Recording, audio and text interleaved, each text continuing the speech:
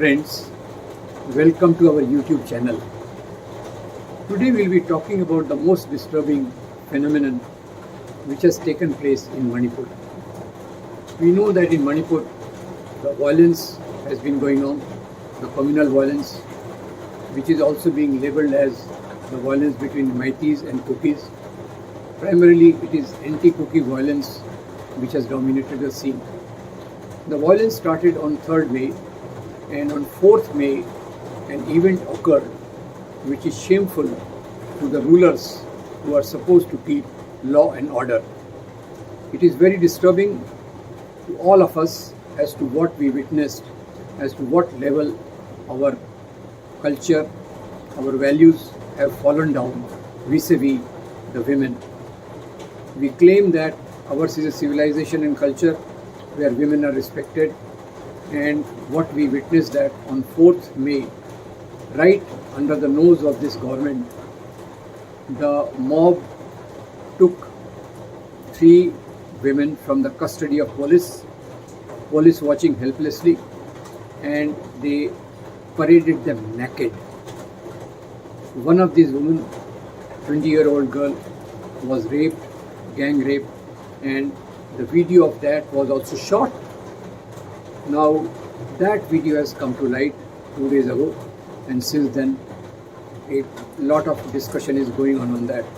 Of course, amongst the various things which have happened against women in the last 20-30 years, this may be belonging to the worst of them, most shameful, most something showing the mirror of our ethnic, public, communal violence. Now these 3 women who were paraded naked, now police knew it, the state knew it, central government knew it, but everybody kept quiet till it came to surface because of that viral video. And in this viral video, which is of course should not be displayed, is not worth displaying, the whole reality of the situation comes in. So apart from the fact that such violence is generally taking place under the patronage of the state, because the violence cannot continue beyond a time unless the state has a silent sanction to it. The violence cannot continue unless the violators know that they enjoy impunity and they will not be given any punishment. So this is not only the reflection of the deeper, aggressive, patriarchal ideology, which is a part of the communal ideology wherever it persists, which regards women as commodity, women as property, and treats them at totally subservient level. After this video came to light, of course we know that the Prime Minister has been keeping quiet so long on the issue of Manipur violence, and once the video came out, he tried to lighten the intensity of the ghastly nature of the violence by comparing it to other acts of violence against women in Chhattisgarh and Rajasthan. One concedes that violence against women is a ghastly phenomenon persisting in our society, but the type of violence which we witness here has no match. We recall the type of violence which took place in Gujarat against Bilkis Bano, and we also know that right with the patronages of this government, all the culprits of Bilkis Bano case have been given remission. We also know it is the same state of Gujarat that in Naroda Patia, Kausar Bano's abdomen was pierced and the infant was taken out. We know that in Kathua, in Jammu region, one girl, 8-year-old girl Asifa, was repeatedly raped in temple, and the procession which was taken out in support of the rapists, in support of the accused, was also joined by the BJP leaders. We also know that in cases like which have taken place earlier in Hathras, a Dalit girl was raped, gang raped by the upper caste people, and her body was cremated even without informing her parents.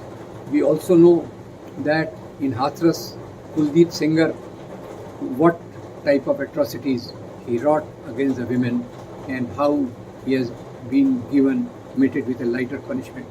To cap it all, recently we saw in the capital of the city many wrestlers accusing Kulbhushan Sharan Singh, the BJP MP, and the chief of the Wrestlers Association. They sat on dharna, they sat on the constant protest, but Kulbhushan Sharan Singh was not arrested for that. The type of accusations were also related to POXO, which probably have been done away with. The case is going on at a very cool pace, and he has also been given bail. For months, these protests went on going on, but the Prime Minister, the Home Minister, who claimed to be very great, efficient people in maintaining law and order, did not open their mouth. Wrestlers even had to face the atrocity, the things on the street when people tried to arrest them. Now, so this whole thing which is going on in Manipur, of course, it will be condemned by all, but the type of condemnation matters. Whole country is ashamed, but who are responsible? Who are controlling law and order? Manipur, it's a BJP government. In center, it is a BJP government, what is claimed to be double engine Sarkar. And in the state, there is the minister, chief minister, who has been supervising all this and trying to, in this violence, as we pointed out in our earlier videos, there is an attempt to dislodge the Adivasis. Cookies are Adivasis, most of them are Christians, and nearly 300 churches have been set afire or destroyed. So in this situation, how does one look at the whole phenomenon? Wherever we have been seeing that in the country, whenever communal politics comes to power, it tries to operate on the basis of increasing hatred against weaker sections of society, against religious minorities, against Adivasis, and in this case, Adivasis in Kuki area mostly belong to Christian community.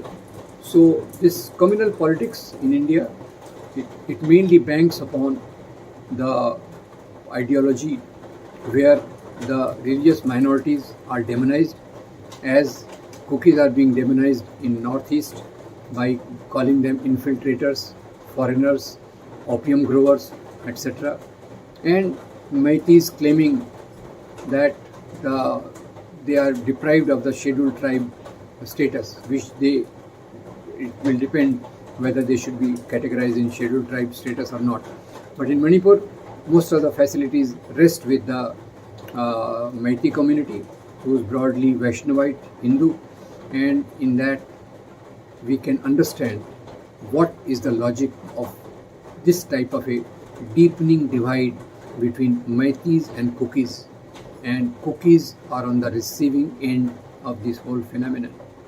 Communal violence, whenever it takes place, it uses women's body as a site of contestation, and this ghastly case of Manipur is no exception, where 3 Manipur women have been paraded naked, and we recall that the communal ideology rests on taking revenge on the bodies of women.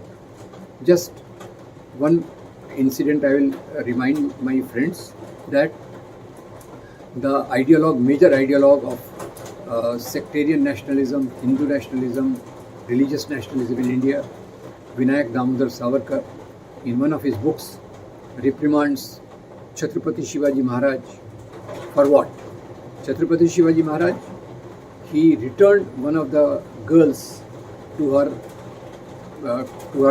home without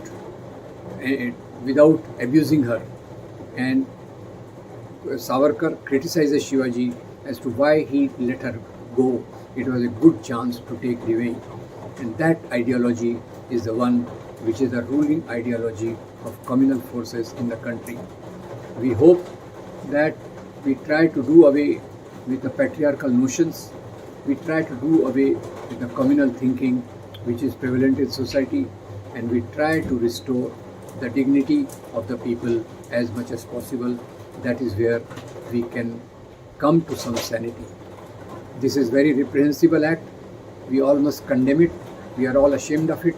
There are no words to condemn it sufficiently, but the authorities must take responsibility for what has happened, and they must try to see that order is restored, women are given justice, and people should try to see that in future no such events, no such things take place against women of the country, who should be treated on par, on equality, away from the patriarchal values which communal politics promotes to the end. So thank you, friends. With this grief and heavy heart, I complete this video, but I hope that we come to a situation where justice is restored and women are treated on equal par, communal politics is done away with, and we come to the path of Indian Constitution, which gives us equality for all the people. Thank you very much. If you like our video, do like it, do forward it, and subscribe to our channel. I am very thankful to you.